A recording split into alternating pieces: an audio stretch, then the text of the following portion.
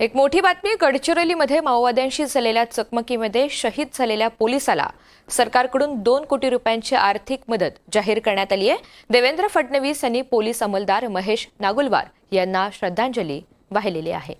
तर गडचिरोलीमध्ये माओवाद्यांशी चकमक झालेली होती आणि यामध्ये शहीद झालेल्या पोलिसाला आता सरकारकडून 2 कोटी रुपयांची आर्थिक मदत ही जाहीर करण्यात आली आहे. मुख्यमंत्री देवेंद्र फडणवीस यांनी या सगळ्या संदर्भात एक ट्विट सुद्धा केलेलं आहे आणि पोलीस अंमलदार महेश नागुलवार यांना श्रद्धांजली अर्पण केली आहे.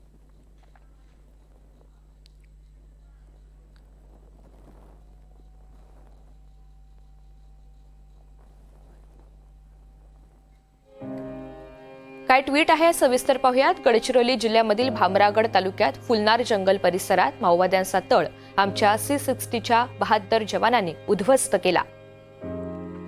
मात्र दुर्दैवानं या कारवाईमध्ये C60 पथकातील पोलीस अंमलदार महेश नागुलवार हे गोळी लागून जखमी झालेले होते. त्यांना तातडीनं हेलिकॉप्टरच्या मदतीनं बाहेर काढून गडचिरोलीमधील जिल्हा रुग्णालयामध्ये दाखल करण्यात आलं. मात्र प्रयत्नांची शर्थ करूनही त्यांना वीरमरण प्राप्त झालंय. नक्षलमुक्त भारताच्या अभियानामध्ये त्यांनी राष्ट्रासाठी दिलेली आहुती आम्ही कधीच विसरणार नाही आणि त्यांचे बलिदान व्यर्थ जाणार नाही. पोलीस अधीक्षकांशी मी स्वतः बोललेलो आहे. महाराष्ट्र पोलीस दल आणि आम्ही सारे नागुलवार यांच्या कुटुंबियांसोबत आहोत. महेश नागुलवार यांना मी भावपूर्ण श्रद्धांजली अर्पण करतो.